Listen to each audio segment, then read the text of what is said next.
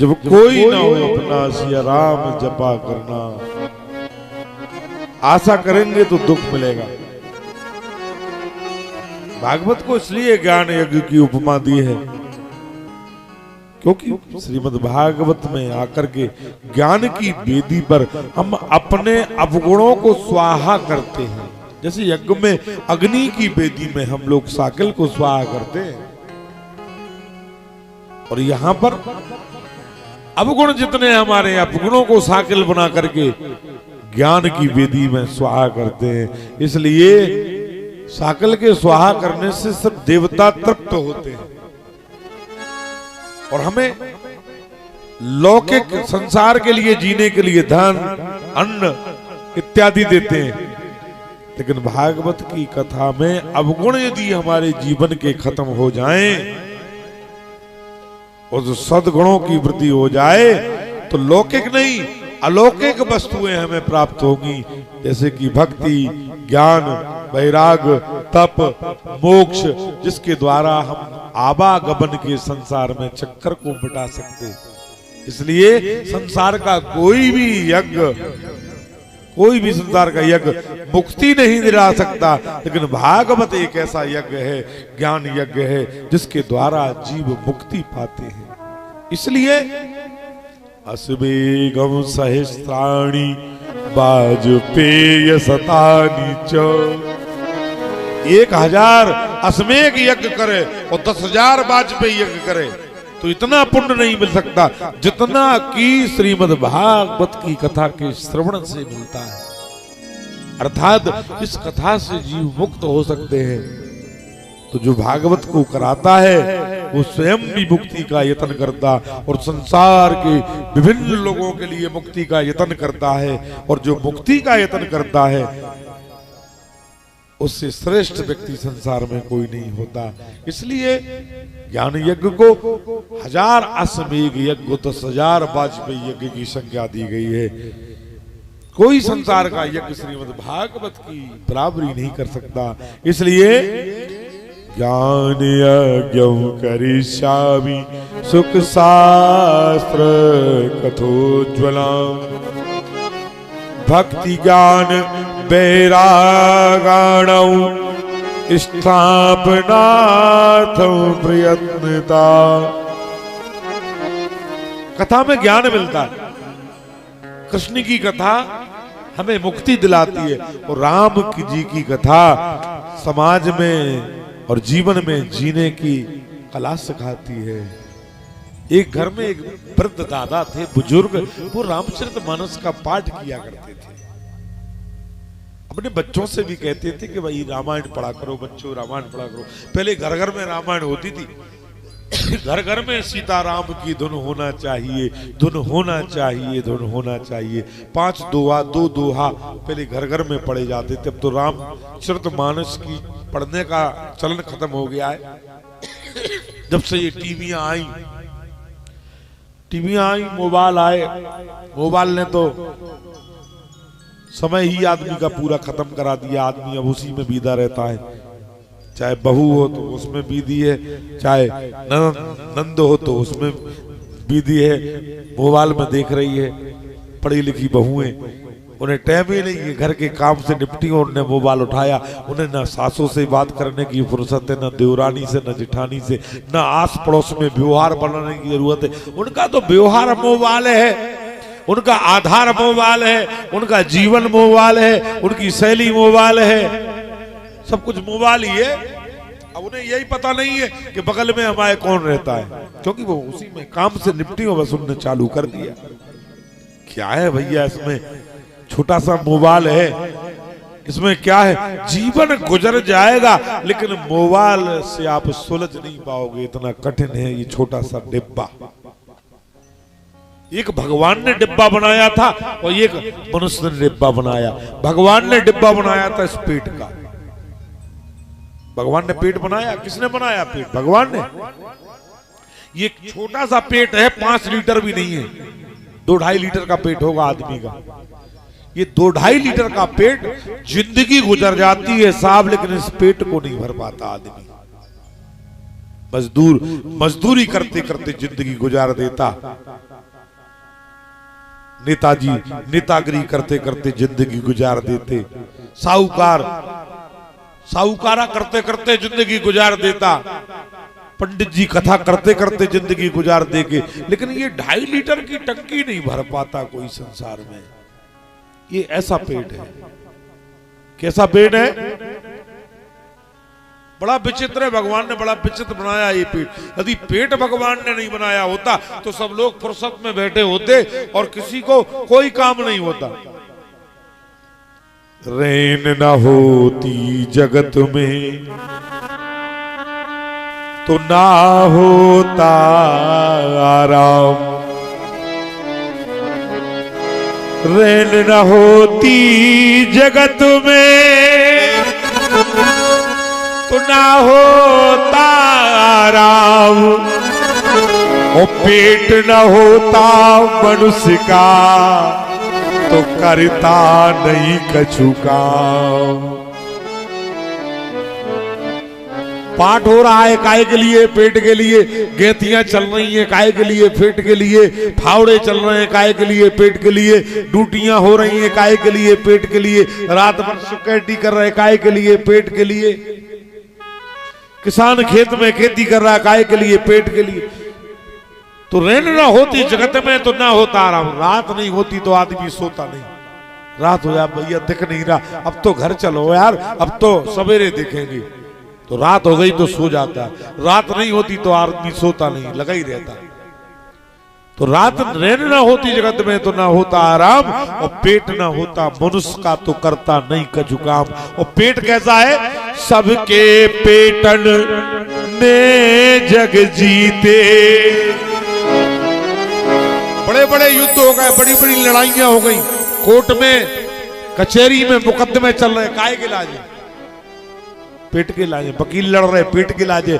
जज साहब न्याय कर रहे, काहे के लाजे? पेट के लाजे। और मुकदमा हो रहा काहे के लिए? पेट के लिए। लठ चल रहे, पेट के लिए। गोलियां चल रही, पेट के लिए। आदमी जी रहा है, पेट के लिए। मर रहा है, पेट के लिए। अर्थात सब कुछ पेट के लिए हो रहा है। और ये पेट कैसा है? सबके महाभारत हो गया पेट के लिए, रामायण हुई पेट के लिए, संसार में सब कुछ हो गया। बाबा जी बन गए पेट के लिए, काय के लिए? पेट के लिए। पंडित जी बन गए पेट के लिए। तो ये पेट कैसा है कि सबके पेटन ने जग जीते, सबके पेटन ने जग जीते, और रात भरे और दिन में रीते।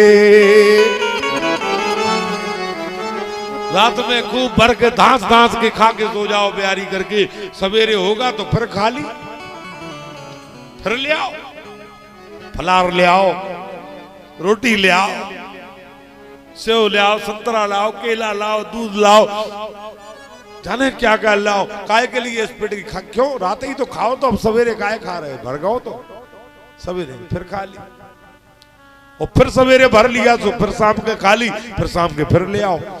एक एक मुट्ठी आप एक कमरे में फेंकोगे तो एक गोदाम भर जाएगा जिंदगी भर में, लेकिन 2.5 लीटर की जो टंकी नहीं भर पाई जिंदगी में आदमी। कभी एवरेज लगाना कि कितने क्विंटल साल में एक आदमी अन्न खा जाता है। जीवन में कितना खा गए हम लोग, फिर भी खाली का खाली रहा, फिर भी नहीं भर पाया। कितना पानी पी गए, कितने लीटर पानी। यदि एक बार इतना पानी जिंदगी भर में एक आदमी पी जाता है, एक बार बहा दिया जाए एक साथ में तो एक नदी निकल जाएगी। इतना पानी पी गए फिर भी ये टंकी 2.5 लीटर की नहीं भर पाए। ये भगवान ने माया बनाई। यदि इस पेट को भगवान ने नहीं बनाया होता तो आदमी भगवान बन जाता। इसलिए भगवान ने आदमी को पेट बना दिया और भूख लगाई कि आदमी आदमी ही बना रहे। और दूसरा, आदमी ने ये डिब्बा बना दिया मोबाइल का, जिंदगी में पेट नहीं भर पाया और जिंदगी में मोबाइल में क्या क्या है यही नहीं जान पाया। सारी जिंदगी गुजर गई, लेकिन इसके अंदर कितने फंक्शन है, क्या क्या है, ये सीखता ही रहता है। रोज आदमी लगा ही रहता है, एकदम लगा ही रहता है, लगा ही रहता है। आज किसी को किसी से बात करने की फुर्सत नहीं, बस इसके अलावा कामकाज हुआ, नई बहू के हाथ में नया फोन, शादी हो गई, नया फोन लड़के ने दे दिया दूल्हे ने, वो बस उसी में जाकर बिजी हुई है। अपनी सास से बात करने की फुर्सत नहीं, नंद से बात करने की फुर्सत नहीं, पड़ोसन से बात करने की फुर्सत नहीं, किसी से मतलब नहीं।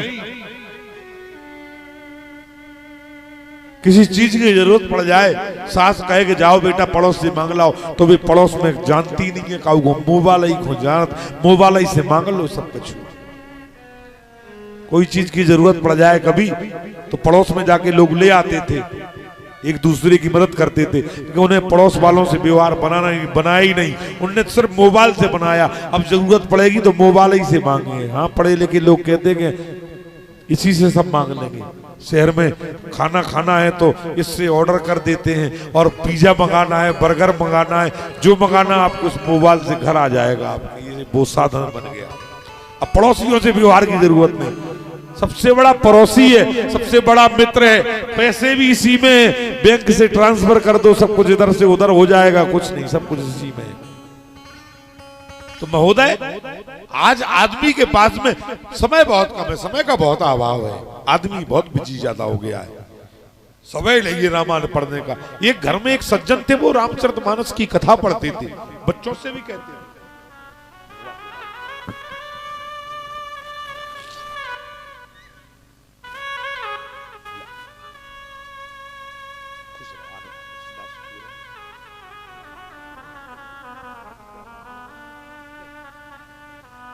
महाराज घर वालों से भी कहते थे, बुजुर्ग के रामचरितमानस पढ़ा करो, रामायण पढ़ा करो, रामायण पढ़ा करो।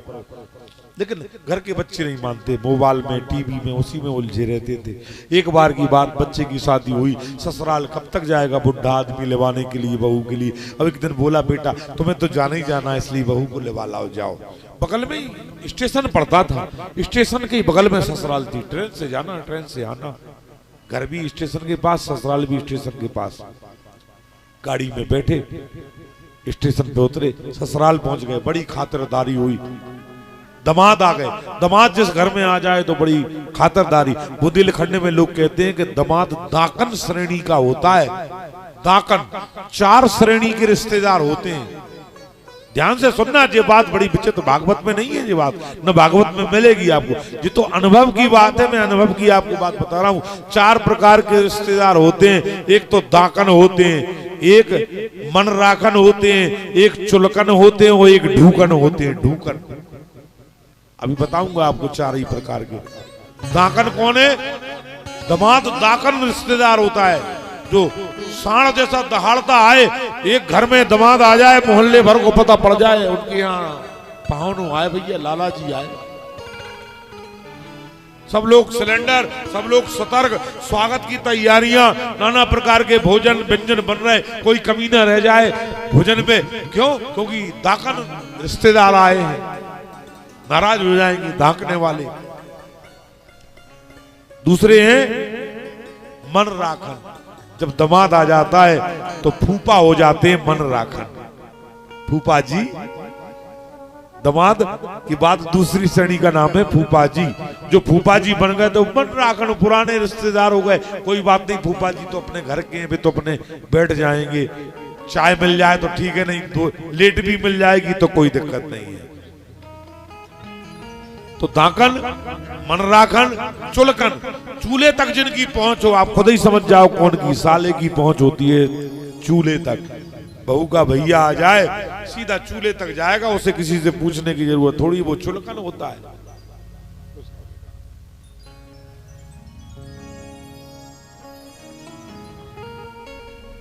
तो एक दाकन है, एक मन राखन है, एक चुलकन हो गया, चूल्हे तक जिसकी पहुंच हो गई, और चौथा हो गया कौन?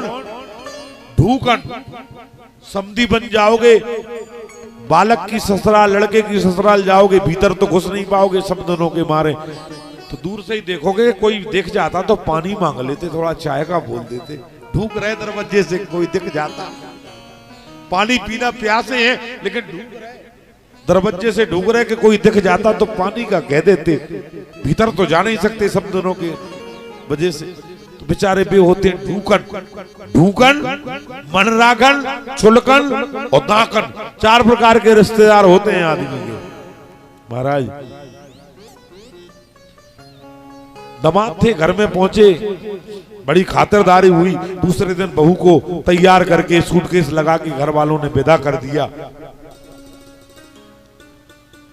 जैसे ही स्टेशन पे आए तो गाड़ी स्टार्ट मिली, ट्रेन, एक ही ट्रेन जाती थी बस। गाड़ी स्टार्ट मिली और गाड़ी स्टार्ट मिली, सूटकेस हाथ में लेते तो दौड़ के चढ़ गए। अब बेचारी बहू बिटिया थोड़ी दौड़ के चढ़ पाएगी, वो तो दौड़ के चढ़ गए। पीछे पीछे उसकी घरवाली रह गई। अब वो चढ़ गए, ट्रेन चिल्लाए, बहुत कुछ किया, लेकिन रुकने वाली थोड़ी थी, अगले स्टेशन पे रुकी। बेचारी बहू वहीं छूट गई।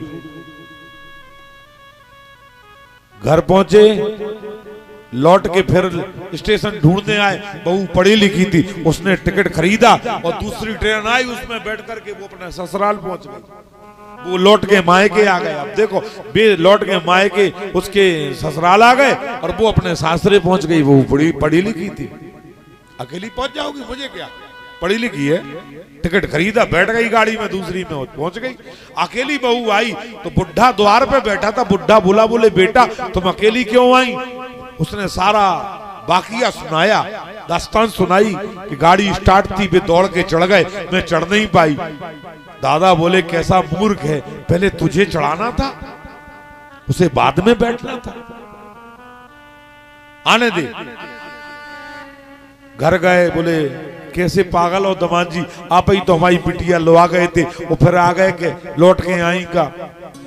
घबरा गए, मायके वाले भी डर गए, इधर उधर उसकी तस्दीक करने लगे। लौट के शाम को घर पहुंचा, बुढ़ा द्वार पे बैठा था जो रामायण पढ़ता था। बोले मूर्ख, आ गया अकेला, बहू को लेके नहीं आया? कुछ नहीं कह रहा, गलती में था, चुप था, दिमाग खराब था बेटे का, बहू खो गई थी इसलिए उसका दिमाग खराब था। इसलिए बुढ़ा बोला, बोले बोलता क्यों नहीं है, बहरा हो गया, गूंगा हो गया क्या?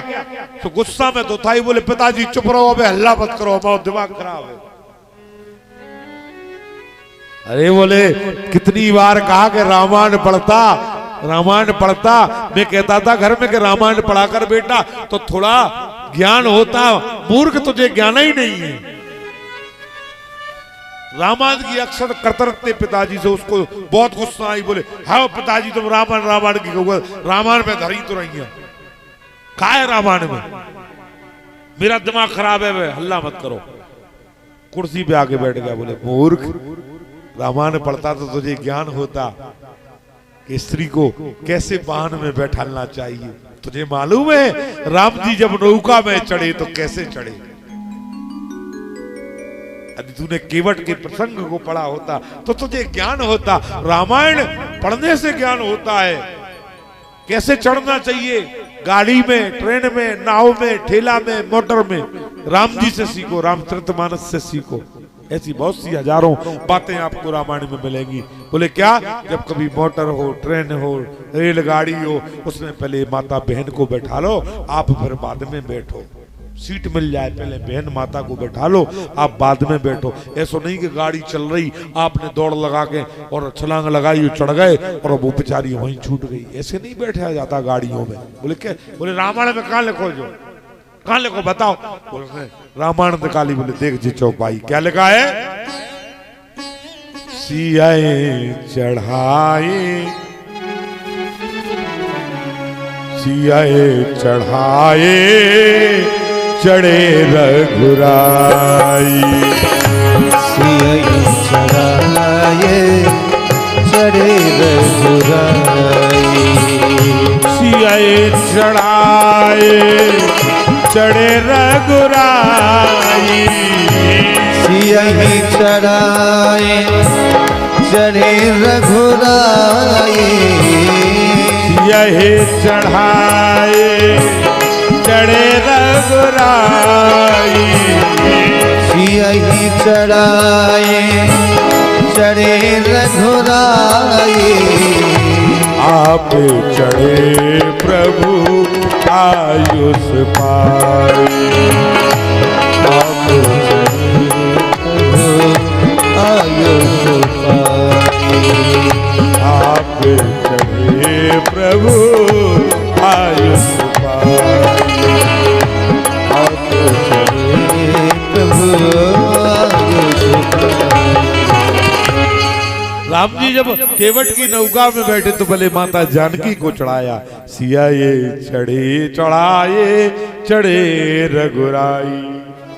फिर आप चढ़े, लक्ष्मण जी बाद में, आप चढ़े प्रभु आयुष पाई। लक्ष्मण जी उनकी आज्ञा पा करके, प्रभु अब हम बैठ जाएं, आपकी आज्ञा होए तो। हाँ आ जाओ, आप भी आ जाओ। देखो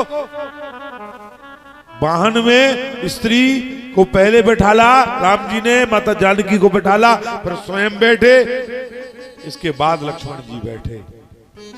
रामायण पढ़ते तो तुम्हें ज्ञान होता। कान पकड़ लिए, बोले दादा आज से रामायण पढ़ू करें, रोज रामायण पढ़ा करेंगे। बेटा बोले पढ़ोगे तो बहुत अच्छे रहोगे, तुम्हें ज्ञान मिलेगा, बुद्धि मिलेगी, शिक्षा मिलेगी। पढ़ने के लिए पढ़ो, रोज पढ़ो। महाराज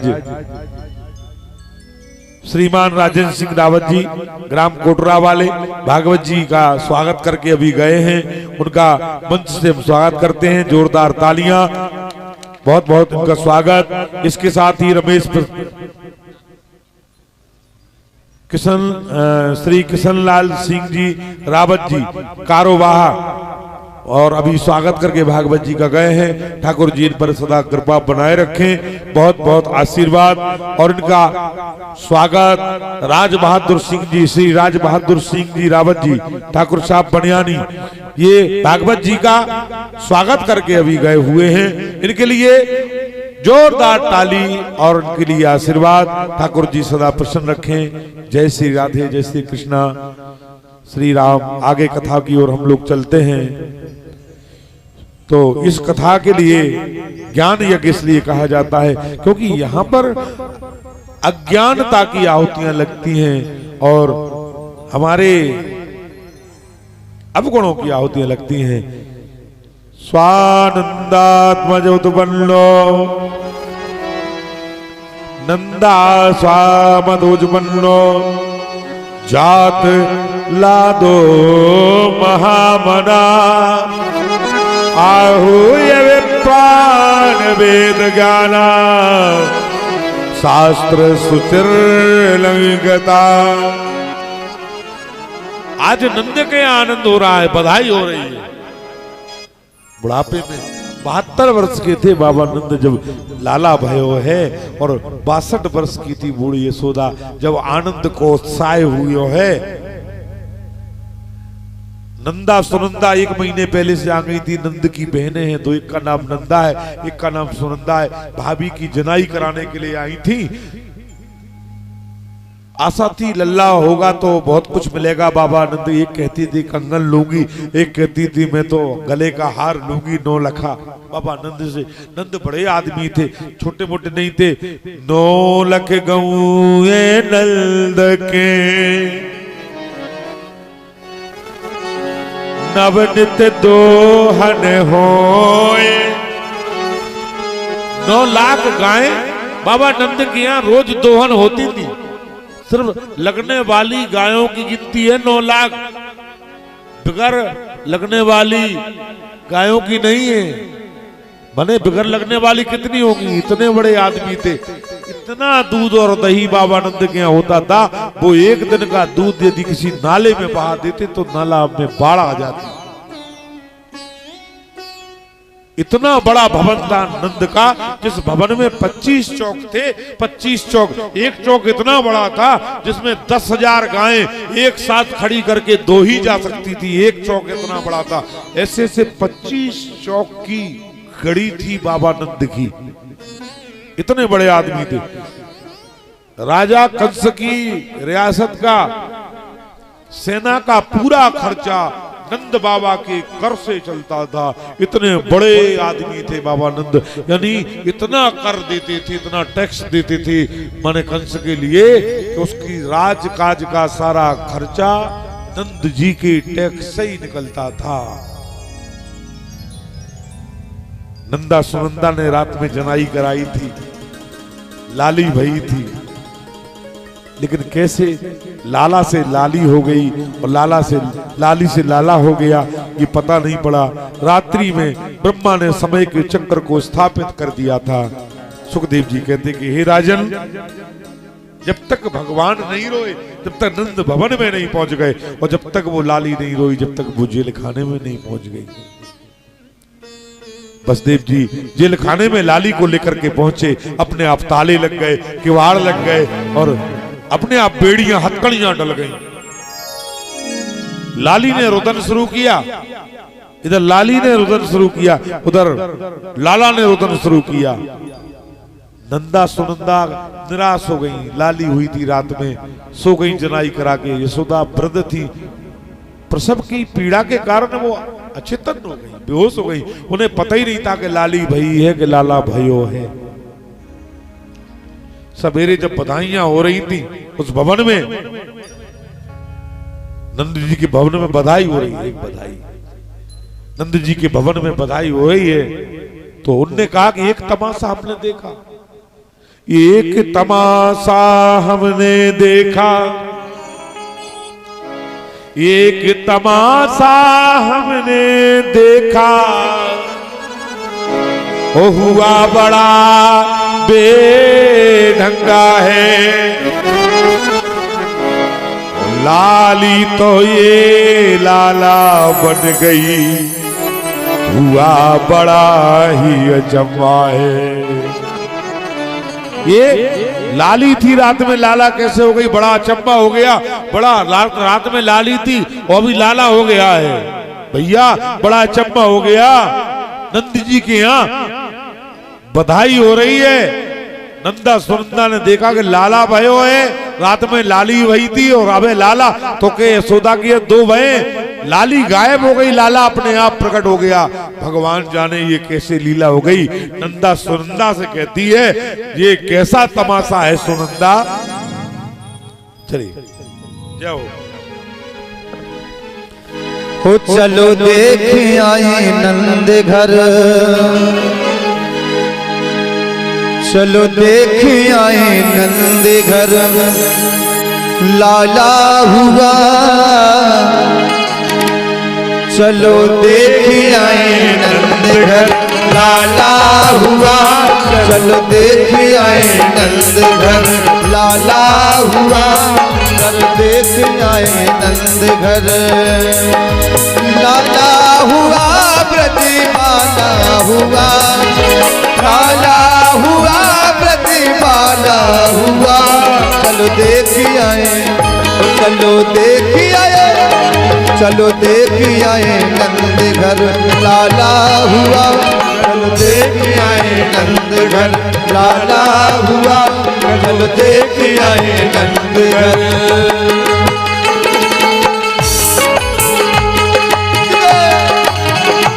बधाई हो।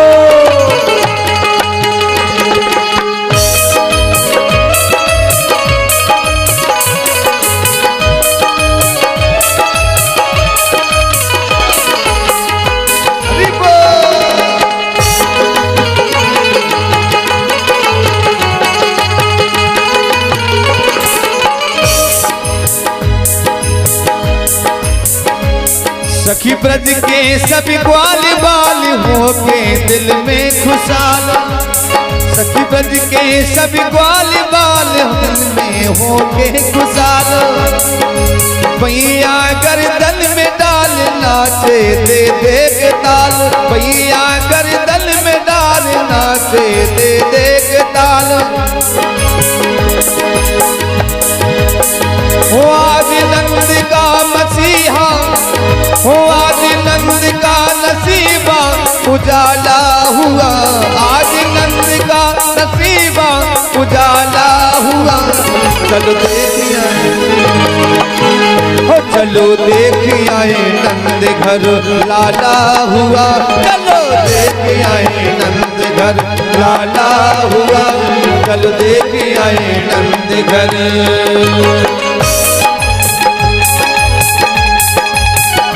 जय हो, बधाई हो।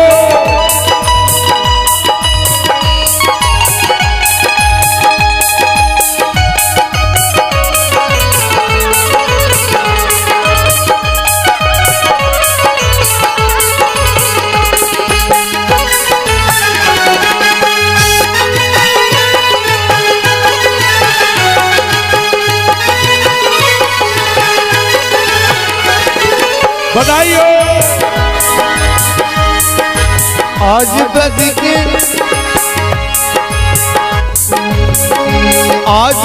के महाराज करे भक्तों के काज। आज ब्रज के महाराज करे भक्तों के काज। आज ब्रज के महाराज करे भक्तों के काज। आज ब्रज के महाराज करे भक्तों के काज। जुड़ा सारा समाज करे दर्शन सब आज। जुड़ा सारा समाज करे दर्शन सब आज। सुख नैनों को पहुँचाने वाला हुआ। सुख नैनों को पहुँचाने वाला हुआ। चलो देख आए, चलो देख आए, चलो देख आए नंद घर लाला हुआ। चलो देख आए नंद घर लाला हुआ। चलो देख आए नंद घर।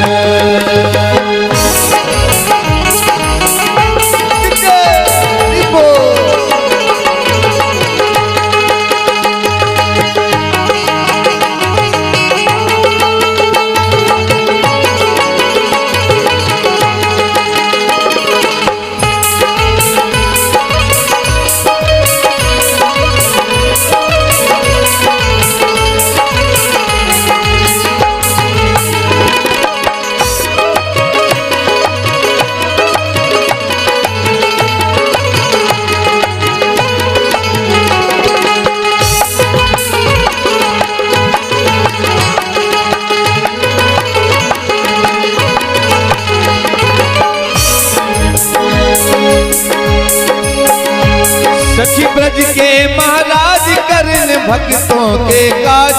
सखी ब्रज के महाराज करन भक्तों के काज। जुड़ा सारा समाज करो दर्शन सब आज। जुड़ा सारा समाज करो दर्शन सब आज। सुख नैनों को पहुँचाने वाला हुआ। सुख नैनों को पहुँचाने वाला हुआ। चलो देख आए, चलो देख आए, चलो देख आए नंद घर लाला हुआ। चलो देख आए नंद घर लाला हुआ। चलो देख आए नंद घर लाला हुआ। लाला हुआ ब्रज वाला हुआ। हो लाला हुआ ब्रज वाला हुआ। चलो देख आए लाला हुआ। चलो देख आए नंद घर लाला हुआ। चलो देख आए नंद घर लाला हुआ। चलो देख आए नंद घर लाला हुआ।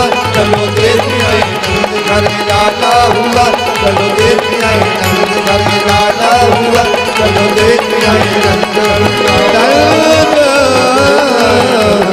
लाला हुआ। चलो देख आए नंद घर लाला हुआ।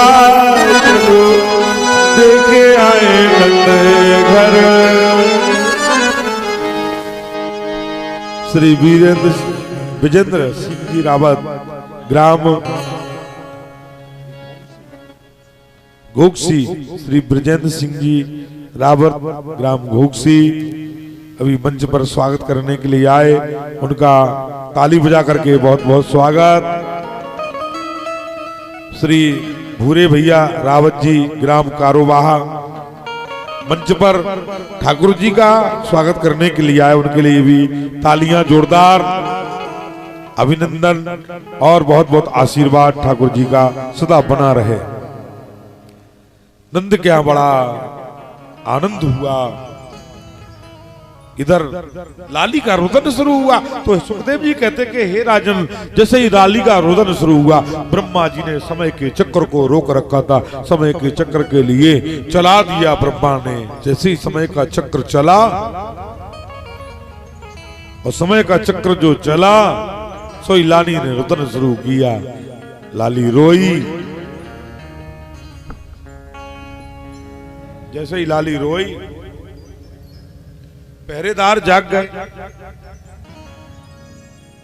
पहरेदार जाग गए और कंस को खबर करी, महाराज आपका काल देवकी का वो पुत्र जन्म ले चुका है। कंस लेके तलवार दौड़ पड़ा, जल्दीबाजी में कहीं गिरता कहीं उठता, देर ना हो जाए, चल पड़ा। वहां पहुंचा तो देवकी ने कहा, भैया अब की तो लाली भई है, लाला नहीं लाली भई है, और भैया और लाली को मारना ठीक नहीं है। महाराज ऐसा तमानुजा बाला कृपणा पुत्र को उपमा, हंतो नाहसि कल्याणी मिमाम त्वाम दीन वत्सला। कन्या को मारना ठीक नहीं, ये तुम्हारी भांजी है। कंस कहता है, देवकी मैं उस लीलाधारी की लीला को, उस मायाधर की माया को बड़ी अच्छी तरह जानता हूं। उसे स्त्री से पुरुष बनने में देर नहीं लगती। समुद्र का मंथन कराया बड़े छल से, विश्व मोहिनी बन के स्त्री बन करके उसने देवताओं को अमृत पिला दिया बड़ी चतुराई से। जानादि विष्णु माया स्वरूपम, अब की बार मैं उसकी माया के चक्कर में नहीं पड़ूंगा, अच्छी तरह से जानता हूं उसकी माया, वो बड़ा मायावी है, वो बड़ा लीलाधारी है। और गर्भ संकरणार्थम वही प्राहु संकर्षण भुवि, देवकी के अष्टमे गर्भ को तो उसने गायब ही कर दिया, न जाने उस विष्णु की माया ने कहां कैसे गायब कर दिया। मैं जानता हूं उसकी माया, वो बड़ा मायावी है।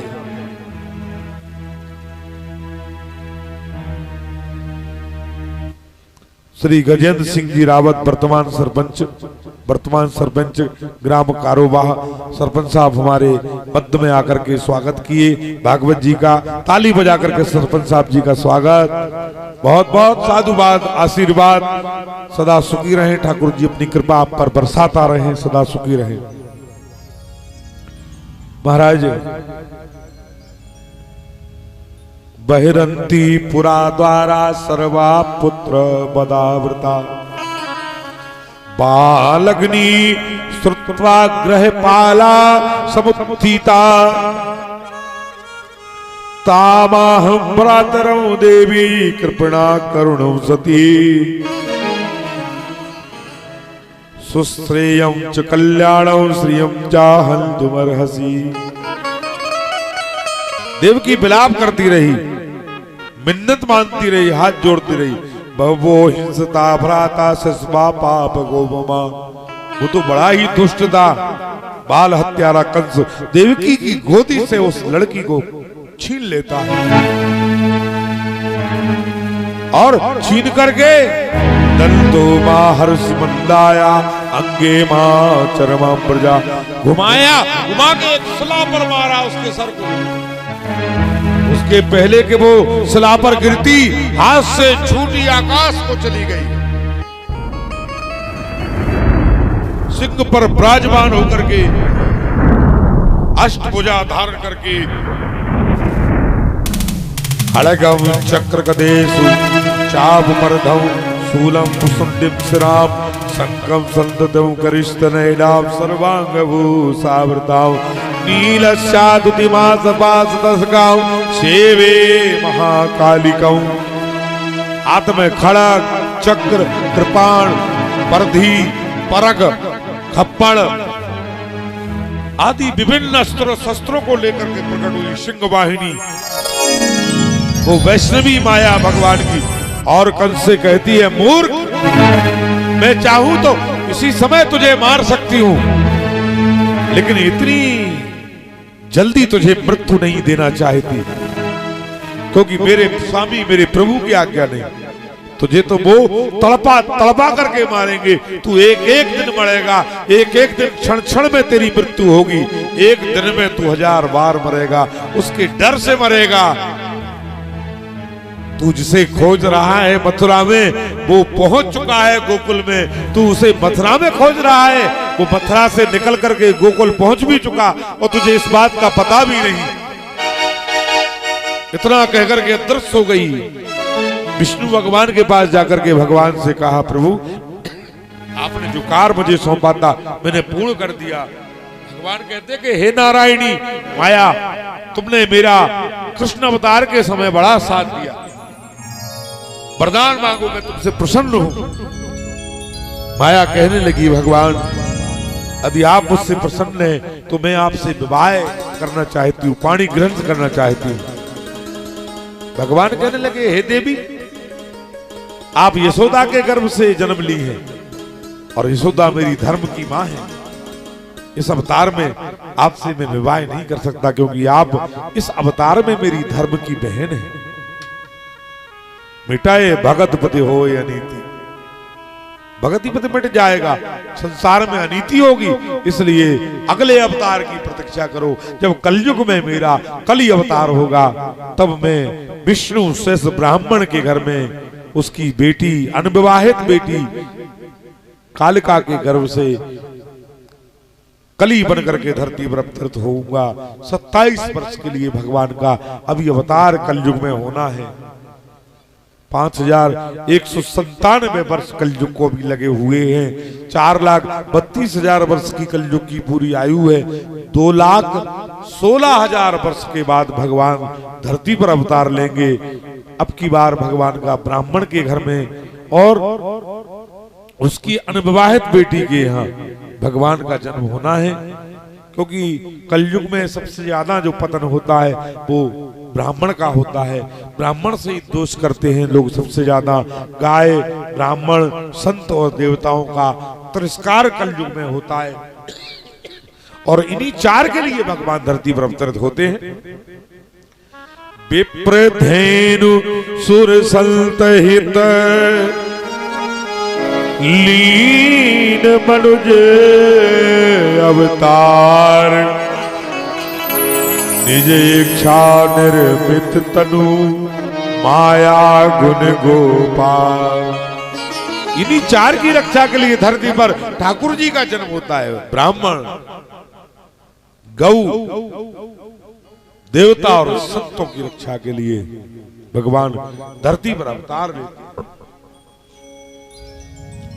यदा यदा ही धर्मस्य ग्लानिर्भवति भारता अभ्युत्थानौ अधर्मस्य तदात्मानौ सृजाम्यहम्। भगवान गीता में कहते हैं कि हे अर्जुन, जब जब धर्म पर संकट आता है और धर्मात्मा लोगों से लोग विरोध करते हैं, ये 4 धर्म के स्तंभ में जैसे कोई पिलरों पर मकान खड़ा होता है, ऐसे ही धर्म के 4 पांव हैं, 4 पिलर हैं। इन पर ही धर्म की इमारत टिकी है, इन पर ही धर्म टिका है। कौन कौन? ब्राह्मण, गाय, संत और देवता। ये धर्म के स्तंभ में। और जब कभी कलयुग आता है तो इन सब स्तंभों को सबसे पहले निपटाता है। सबसे पहले स्तंभ टूटेंगे तभी तो इमारत गिरेगी। यदि स्तंभ नहीं टूटेंगे, पिलर नहीं टूटेंगे तो इमारत गिरेगी कैसे? ये धर्म के प्रचारक हैं, संत हैं, गाय, देवता और ब्राह्मण। इसलिए इन्हीं 4 का विरोध कलयुग में होता है। महाराज, जब इतना ज्यादा विरोध हो जाएगा कि लोग ब्राह्मणों से नफरत करने लगेंगे, उस समय भगवान का धरती पर अवतार होगा। गाय की आज क्या दशा है आप देख रहे होंगे। आज गाय दर दर भटकती फिर रही है। आज हमारी माता, जिसे हम गाय माता कहते हैं हमारे धर्म में, जिसके लिए धरती पर कृष्ण का अवतार हुआ। कृष्ण का नाम गाय के कारण ही गोपाल था। मालूम है आपको भगवान का नाम गोपाल क्यों था? क्योंकि उनके परिवार में गऊ का पालन होता था, इसलिए उनके पिताजी ने उनका नाम गोपाल रखा था। गाय से बड़ा प्रेम करते थे, गाय का पालन करते थे, इसलिए उनका नाम गोपाल था। जो गाय का प्रेमी है वो गोपाल है। हम गोपाल के भक्त तो हैं, लेकिन जो गोपाल ने किया वो कभी नहीं करना चाहते। हम राम की कथा तो सुनते हैं, लेकिन राम जैसा बनना नहीं चाहते हैं। हम कहते कि हम सनातनी हैं, हम सनातन धर्म को मानने वाले हैं, सनातन धर्म के तो हम कहलाते हैं, लेकिन सनातन की जो परंपराएं, जो मर्यादाएं, उनमें से एक का भी पालन नहीं करते। यदि हम सनातनी हैं, एक आदमी एक गाय का पालन करने का संकल्प ले ले तो दावा है मेरा, आज गौ की दुर्गति जो संसार में हो रही है वो दुर्गति खत्म हो जाएगी। एक आदमी को, अरे एक आदमी तो छोड़ो, आज 50 आदमी के हिस्से में एक गाय का पालन नहीं आएगा। इतने कम गाय बची हैं। कितनी गाय? आदमी तो 1.25 अरब हैं और गाय 25-30 लाख होंगी बस। तो माने 50 आदमी के हिस्से में भी एक गाय नहीं आएगी। हम कितने कितने निर्दयी हो गए आज। 50 लोग एक गौ का पालन करने का संकल्प नहीं ले सकते। कसाईयों को बेच देते गाय के लिए। मालूम है हमारे घर में, किचन में, मंदिरों में गाय के गोबर से क्यों लिपा जाता था? माताएं गाय के गोबर से किचन लिपती थी और उसी पर गाय के गोबर पर उन्हें फटकार देती थी। आज हमारे धर्म के लोग कह रहे हैं अरे गाय माता कैसे हो सकती है? गाय तो अपने गोबर में लौट जाती, अपने मलमूत्र में लेट जाती, वो माता कैसे हुई? आज हिंदू कह रहे हैं। बताओ ये स्थिति है, जबकि मर जाना चाहिए। धिक्कार ऐसे लोगों के लिए, जीने का अधिकार नहीं। हिंदुओं का खून है ही नहीं वो लोग। निश्चित ही मुसलमानों की वर्ण संकरण औलाद हैं वो लोग जो ऐसा कहते हैं। अभी एक दिन टीवी पर देख रहा था, मैं मोबाइल में आ रहा था कि एक हमारे यहाँ के किसी छत्री ने बयान दिया है, सनातनी हिंदू छत्री ने, वो भी क्या कि गाय माता कैसे हो सकती है? वो तो अपने मल में लौट जाती है, मूत में लौट जाती, वो कैसी मां? धिक्कार है उस आदमी के लिए।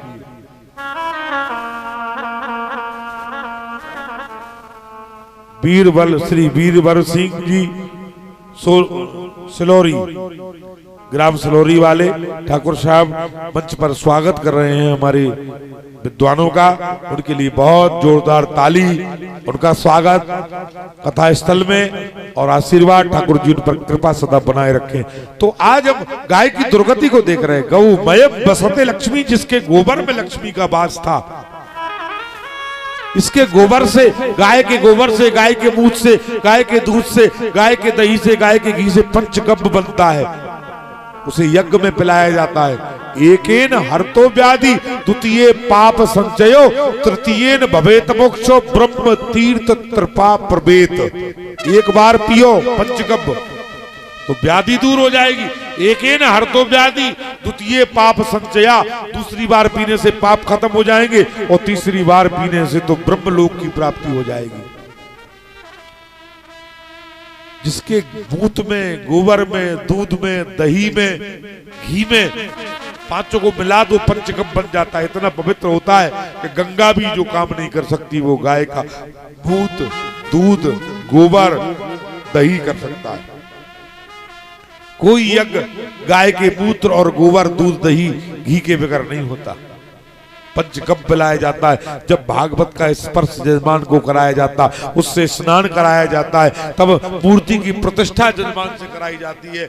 आचार्य जब यज्ञ कुंड में आहुति दिलवाते हैं, जब पहले पंचगव्य गाय का मूत, दूध, दही, घी, गोबर मिला के पिला देते हैं आदमी को। इतना पवित्र है। गौमयम बसते लक्ष्मी, रोम रोम प्रति देवता, जिसके रोम रोम में 33 कोटि देवताओं का वास होता है। इसलिए गावस्व विश्वस्य मातरा, संसार की सबसे बड़ी मां का नाम है गाय माता। और गाय माता के बारे में कोई ऐसा बोले तो बड़ा बुरा है। तो हमारी संस्कृति, हम हिंदू सनातनी कहलाते हैं, लेकिन आज गाय की बड़ी दुर्दशा है।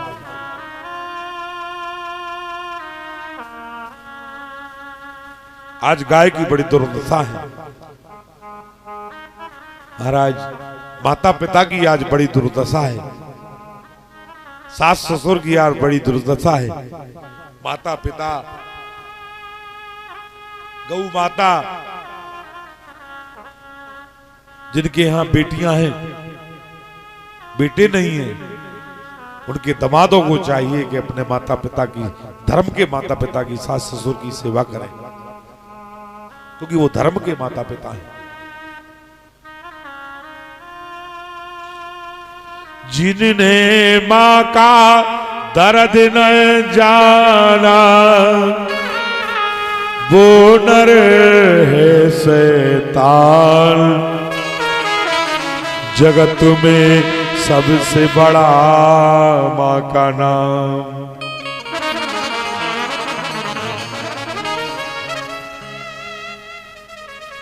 कष्ट माता पिता को जिसने दिया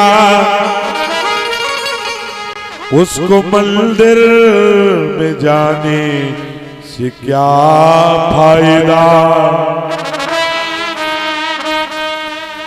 काशी मथुरा चला तीर्थ करने भला, गंगा यमुना नहाने से क्या फायदा।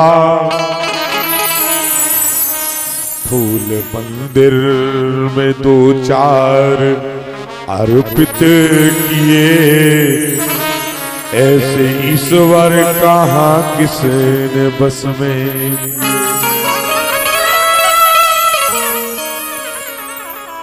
पाँव माता पिता के जो पूजे नहीं, पाँव माता पिता के जो पूजे नहीं, पाँव पत्थर के पूजे तो क्या फायदा। जीते माँ बाप की सेवा की ही नहीं, जीते माँ बाप की सेवा की ही नहीं। कुंवर कौआ की मेवा से पातर भरी, जिंदा माँ बाप को कभी खिलाए नहीं, सेवा नहीं की, और मरने के बाद उनका श्राद्ध बना रहे, कौओं को खिला रहे, पंडितों को खिला रहे, कुत्तों को खिला रहे, गैयों को खिला रहे, उनके नाम से। कौन? माता पिता का श्राद्ध बना रहे। बोले भाई साहब, जीते माँ बाप की सेवा की ही नहीं, कुंवर कौओं की मेवा से पातर भरी। क्यों कनागत में श्राद्ध मनाने लगा, धन इनमें लगाने से क्या फायदा। कष्ट माता पिता को जिसने दिया, उनको मंदिर में जाने से क्या फायदा। कष्ट माता पिता को जिनने दिया, उनको मंदिर में जाने से क्या फायदा। काशी गए, मथुरा गया, तीर्थ करने वाला, गंगा यमुना नहाने से क्या फायदा। फूल मंदिर में दो चार अर्पित किए, ऐसे ईश्वर कहाँ किसने बस में किए। पाँव माता पिता के पूजे नहीं, पाँव पत्थर के पूजे तो क्या फायदा। जीते जी माँ बाप की न सेवा करी, कुंवर कौओं को मेवा से पातर भरी। क्यों कनागत में श्राद्ध मनाने लगा, क्यों कनागत में श्राद्ध मनाने लगा, धन इनमें व्यर्थ में गमाने लगा। माता पिता की सेवा नहीं की। श्री रामकिशन जी रावत ठाकुर साहब कारोबाहा, श्री खुमान सिंह जी पाल कारोबाहा ठाकुर जी के मंच पर माल्यार्पण करके स्वागत करते हैं। एक बार जोरदार ताली इनके लिए। इनका स्वागत ठाकुर जी आशीर्वाद पर सदा बनाए रखे, सदा सुखी रहे। भगवान राम की कथा हम सुनते, लेकिन राम जो करते थे वो नहीं करना चाहते। कथा सुनने से क्या होता है? कथा को अपनाना है, कथा को अंदर बसाना है। राम क्या करते थे हमारे, वो हमें करना है। कृष्ण का नाम गोपाल था, कईयों का पालन करते थे, हमें वो करना है। यदि हम कृष्ण की कथा को सुन रहे तो कृष्ण जो करते थे वो करना है, वरना इस कान से सुना इस कान से निकाल दिया, क्या फायदा। राम क्या करते थे? मात पिता गुरु ईश्वर वाणी, बिना विचार जान सुमानी। माता पिता गुरु की वाणी को बिगर विचारे मान लेते थे, ये राम का काम था। प्रातः काल उठे के रघुनाथ, प्रातः काल उठ के रघुनाथ। मात पिता गुरु नाम मात पिता गुरु नाम।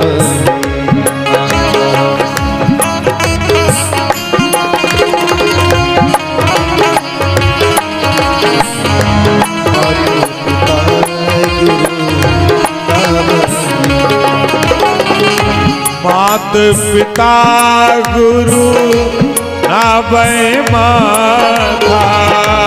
मात पिता गुरु नाम माता।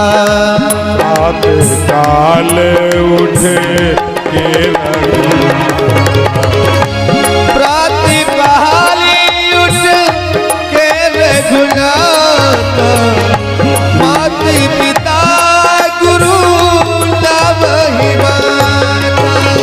श्री राम जय राम जय जय राम।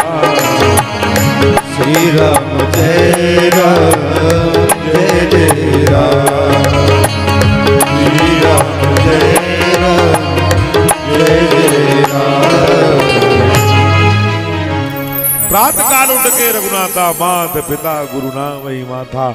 सवेरे उठ करके राम माता पिता को प्रणाम करते थे, और आज संतान माता पिता का तिरस्कार कर रही है। तो बताओ कैसे राम के हैं हम? कोई कहेगा कि हम राम के हैं? राम के हैं तो राम ने जो किया है वो करना है। गोविंद गोपाल जिसका नाम था गोकुल, गऊ का कुल था, उस गऊ की क्या दुर्दशा है। इधर कंस ने जब सुना कि मेरा मारने वाला गोकुल में पहुंच गया, तो उसने पूतना नाम के एक भयंकर राक्षसनी को बुलाया। पूतना से कहा, जाओ पूतना, पता लगाओ आज रात्रि 12 बजे कितने बच्चों ने जन्म लिया। कई बच्चे बजे उस रात में जन्म लिए थे। महाराज, कंसेन प्रीहिता घोरा पूतना बाल घातनी। साखे चरिये कदोपेत्यौ पूतना नंद गोकुलम। पूतना सुंदरी का भेष बना करके गोकुल में प्रवेश करती है, जिसका तन बड़ा सुंदर है लेकिन मन बड़ा काला है। जिनका तन बड़ा सुंदर मन बड़ा काला, ऐसे लोग भगवान को प्रिय नहीं। सुंदरी का भेष बना करके पूतना आई। अहो बकीयं स्तन कालकूटं। अपने स्तनों से कालकूट नाम का संख्या जहर लगा करके आई है। सुसुचाचारं निगधंती पुनग्राम प्रजादिषु। यो सित्वा मायात्मानौ प्रविशत कामचारिणी। कामचारिणी पूतना, बाल घातनी पूर्णा। और जब ब्रज में पहुंची महाराज तो नंद का उत्सव हो रहा था, अभी समाप्ति हुआ था और पूतना का प्रवेश होता है। जैसे ही पूतना का प्रवेश हुआ, सुंदरी का वेश बना करके गई पूतना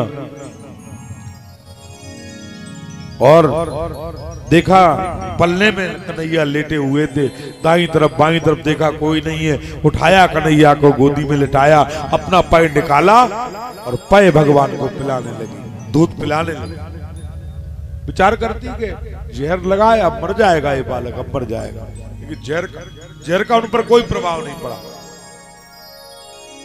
जब जहर का प्रभाव नहीं देखा तो उसने विचार किया कि बदल लेती हूं बालक के लिए, अभी दायां पाय पिलाया, बायां पाय पिला देती हूं। बदलने के लिए उठाना चाहा, भगवान ने थोड़ा वजन बढ़ा दिया, उठा ना पाई भगवान को उठा नहीं पाई, भगवान ने वजन ज्यादा बढ़ा दिया।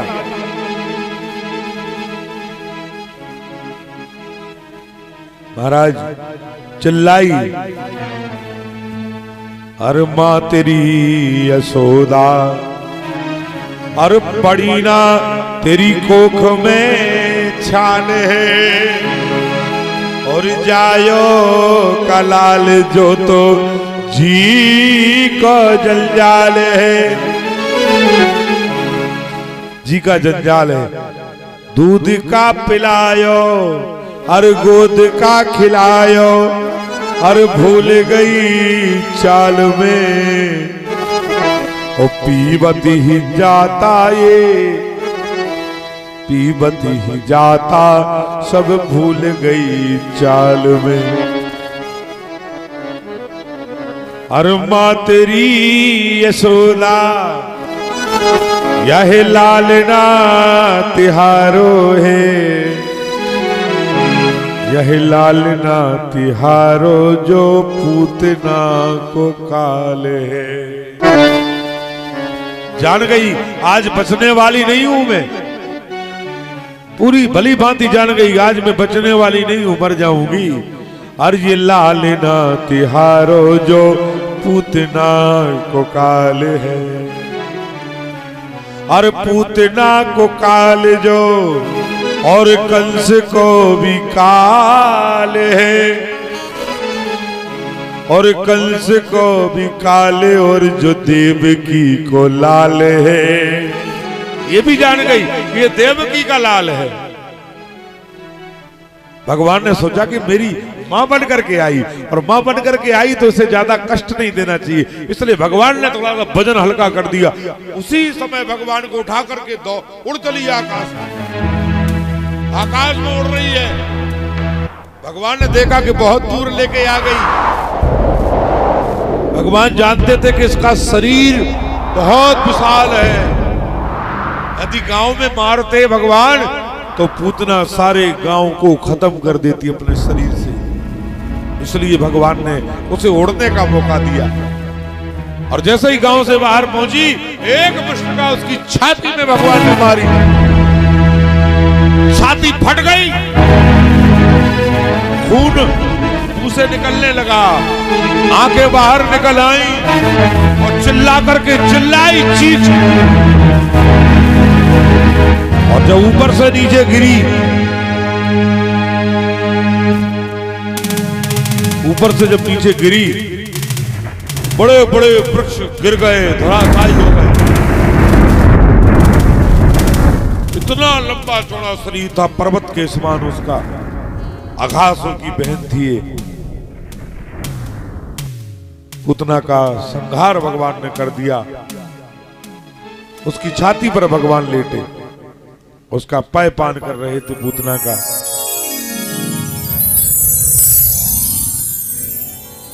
लोग बागों ने गिरते हुए पूतना को देखा, वहां पर आए, बाबा नंद से कहा, नंद जी आए, विशाल पर्वत जैसी चोटी शरीर पर ग्वाल वालों को चढ़ा करके और लाला को उतरवाया, उसके शरीर के टुकड़े टुकड़े किए और टुकड़े टुकड़े करके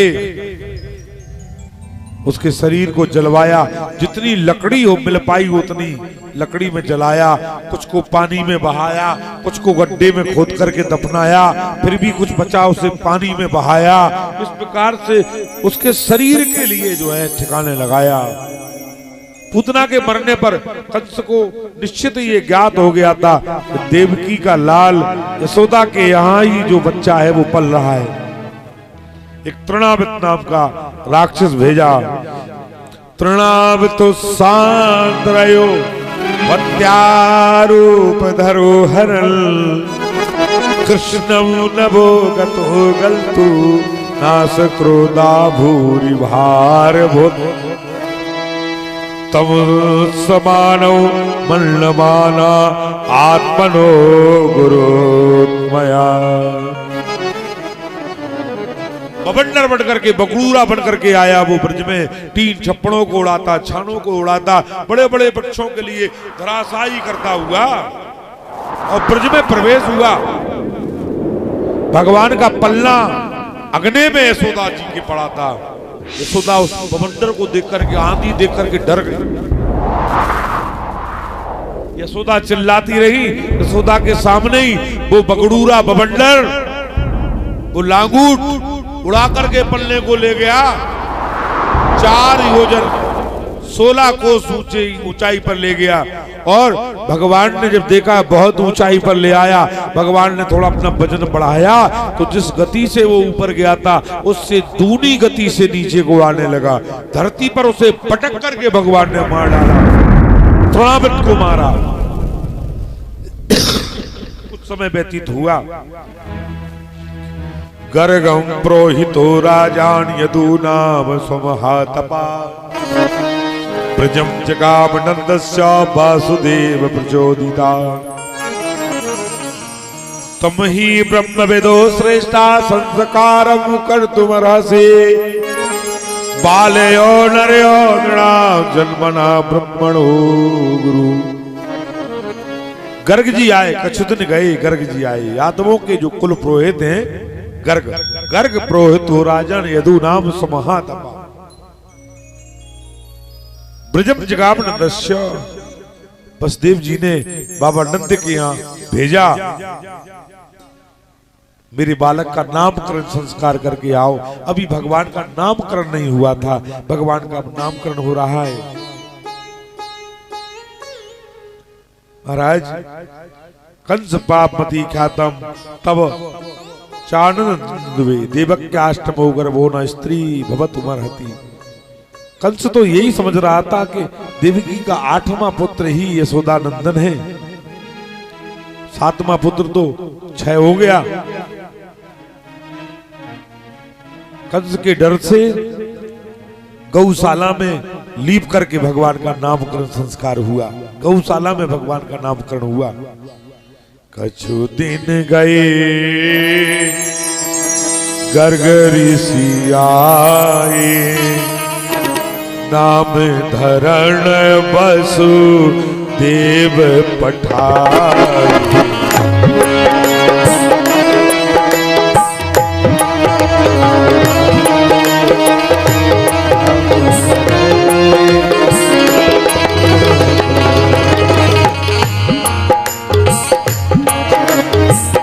वसु दिन गए गर्ग ऋषि आए। कछु दिन गए गर्ग ऋषि आए नाम धरण वसु देव पठाए। नाम धरण वसु देव पठाए। इनके नाम अनेक अनूपा, इनके नाम अनेक अनूपा। इनके नाम अनेक अनूपा। इनके नाम अनेक अनूपा।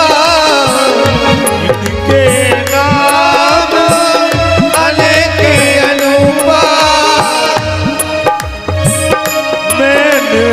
कहाऊं स्वामत अनुरूपा।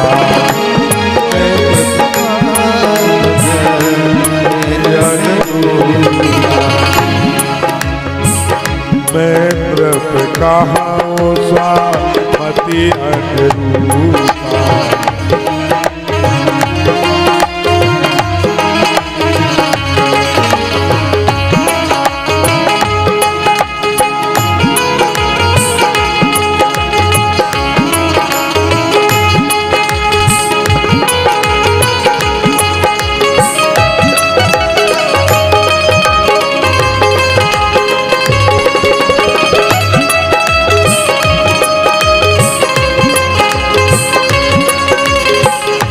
वासुदेव और कृष्ण कन्हाई। वासुदेव और कृष्ण कन्हाई। इनके नाम अपर बहुतारी। इनके नाम अपर बहुतारी। इनके नाम अपर बहुतारी।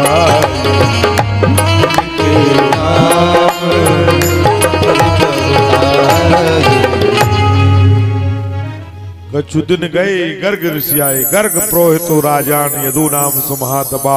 ब्रजम जगामनंदस्य वासुदेव प्रचोदिता। कछुदिन गए गर्ग ऋषि आए, नाम धरण वसुदेव उठाए। इनके नाम अनेक अनूपा, मैं नृप कहाऊं स्वामति अनुरूपा। हे राजन, मैं अपनी मति के अनुसार इनके नामों का वर्णन करता हूँ।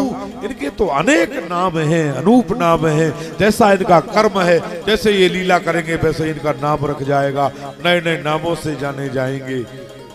जैसी जैसी प्रभु लीला करते वैसे वैसे नाम उनके लोग पुकारते। मुरली बजाते तो मुरलीधर है, गायों को पालते तो गोपाल है, इंद्रियों को बस में किए इसलिए गोविंद है। सबसे पहला नाम जो इनका है वो वासुदेव होगा। वासुदेव कृष्ण कन्हाई, इनके नाम अपर बहुताई। पहला इनका नाम होगा क्या? वासुदेव। क्योंकि वासुदेव श्रीमान जायते वासुदेवा। श्रीमान वसुदेव जी के पुत्र हैं, इसलिए वसुदेव जी के द्वारा पैदा हुए, इसलिए इनका नाम वासुदेव होगा। श्रीमान वासुदेव जायते इति वासुदेवा। इनके पिताजी के और इनके नाम में एक डंडे का फर्क है। इनके पिताजी डंडा नहीं लगाए जी, डंडा लगाए। कन्हैया डंडा लगाए। वसुदेव और वासुदेव, बा में डंडा हटा दो तो पिताजी का नाम, डंडा लगा दो तो भगवान का नाम। इसलिए इनका नाम, पहला नाम तो वासुदेव है। दूसरा नाम इनका कृष्ण है। कृष्ण क्यों है? कृष्णति मनः कृष्णा। जो इन्हें एक बार देख लेता है वो मोहित हो जाता है, इसलिए इनका नाम कृष्ण है। मन को आकर्षित कर लेते, इसलिए इनका नाम कृष्ण है। कृष्ण, कई लोग कहते कृष्ण माने काला। कई आदमी दुनिया में, हमारे गांव में ऐसे होते हैं जिनका नाम रख देते हैं कल्लू। किसी का नाम हो तो बुरा नहीं मानना। गांव में दो नाम जरूर मिलेंगे, कल्लू और बल्लू। ये कॉमन नाम है। आदमी गोरा हो उसको भी लोग कल्लू कह देते हैं। ऐसे ही कुछ लोग कहते हैं कि कृष्ण काले थे इसलिए लोग उनका नाम कृष्ण था। नहीं, इसका मतलब ये नहीं। कृष्ण मना करना, मन को कृष्ण लेते थे, आकर्षित कर लेते थे, इसलिए इनका नाम कृष्ण था। महाराज कन्हैया, मैया इन्हें कन्हैया कहती थी। इनके मित्र इन्हें कान्हा कहते थे। कान्हा, इनके नाम रखे गए। बहुनी संति नामानि रूपाणि च सुसस्ते गुण कर्मानुरूपाणि तान्याहं वेदनो जना। पुराणीन ब्रजपते साधबोधस्यु पीड़िता आराज के रक्षमाणा जिज्ञुस्या समेधिता।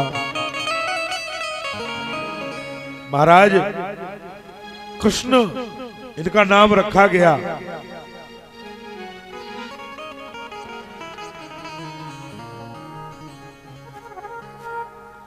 श्री मनीष सिंह जी रावत, श्री देव सिंह जी रावत मंच पर भागवत जी का स्वागत कर रहे हैं। इनके लिए जोरदार ताली। भगवान का आशीर्वाद बना रहे सदा इनके ऊपर। थोड़ा समय व्यतीत हुआ, धीरे धीरे भगवान बड़े हो रहे अपनी माता के अंगने में। एक दिन माता जी गोदी में भगवान को लिटाई थी, अपना पाय पिला रही, दूध पिला रही थी। सिगड़ी पर दूध गर्म करने को रखाई थी, वो खोल रहा था, दूध जलने लगा। बड़ी विचित्र बात है। देखो जरा, जब दूध में पानी मिल जाए, कल कथा में हम लोग चर्चा कर रहे थे, दूध में पानी मिल जाए तो दूध पानी को अपने भाव में बिकाता है। और जब पानी डला दूध आग पर उबाला जाता है तो पहले पानी जलता है, फिर दूध जलता है। यानी मित्र को बचाने का पूरा प्रयास करता है। एक मित्र दूध है कि पानी को अपने भाव में बाजार में दाम दिला देता है, और एक मित्र पानी है। दोनों अपनी अपनी मित्रता निभा रहे हैं। दूध जब जलेगा पहले पानी जल जाएगा। जब आप खोआ बनाओगे, दूध की रबड़ी बनाओगे तो पहले पानी जल जाएगा, जब दूध जलेगा। तो जब दूध पानी को बाजार में बिका सकता अपने भाव में, तो पानी के लिए, दूध के लिए पानी आग में भी जल सकता है। और जब पानी जल रहा तो दूध क्या करता है मालूम है आपको? बर्तन में ओफना ओफना करके बाहर निकलने लगता है। आग को बुझाने के लिए पूरा प्रयास करता है कि मेरा मित्र पानी जल जाएगा। यही मित्रता का उदाहरण है। मित्रता हो तो दूध और पानी सी। जल पय सरिस बिकाए, बिलग होए रस जाए, कपट खटाई के परत। मित्रता हो तो पानी जैसी हो। पानी और दूध एक जैसे दिखने लगते हैं, पता नहीं लग सकता है कि पानी कहाँ है दूध कहाँ। महाराज सुखदेव जी कहते हैं कि हे राजा परीक्षित, मित्रता हो तो पानी जैसी हो। दूध उबल रहा था सिगड़ी पर, मैया को लगा के दूध उबल जाएगा, जल जाएगा। कन्हैया को नीचे पटक दिया धरती पर, दौड़ लगाई, दूध बचाने चली गई। भगवान को बड़ा बुरा लगा कि बताओ, अरे मैया को दूध प्यारा है, पूत प्यारा नहीं है। हमारे ब्रज में पूत कहते हैं बालक को, छोटे से बच्चे को पूत कहते हैं। तो दूध और पूत का बड़ा संबंध है। माता और पुत्र का संबंध ही दूध और पूत का संबंध है। भगवान को बड़ा बुरा लगा कि मेरी माँ को दूध से प्रेम है और मुझसे प्रेम नहीं है। देखो, दूध बचाने के लिए मुझे जमीन पर पटक गई और दूध बचाने के लिए चली गई। ठीक है, तू कितना बचाएगी? मैं भी आज देखता हूँ, कन्हैया ने लीला दिखाई, मेरे ठाकुर ने थोड़ी सी लीला दिखाई। क्या किया? मैं देखता हूँ तू कितना बचा रही। अरे बचा तो जब पाएगी जब परमात्मा बचवाएगा। परमात्मा की कृपा नहीं है तो तू बचा नहीं पाएगी। आदमी 10 साल जोड़ता रहे धन, और 1 साल में ऐसी बीमारी आए कि 10 साल का कमाया डॉक्टर को दे आए। क्यों? क्योंकि उसे नहीं बच पाना है। तुम कितना बचाओ, देखते कितना बचाता है। डाका लग जाए, चोरी हो जाए, बीमारी आ जाए, केस में, मुकदमे में, जाने कहां कहां लग जाए। इसलिए हमारे बचने से धन नहीं बचता, उसकी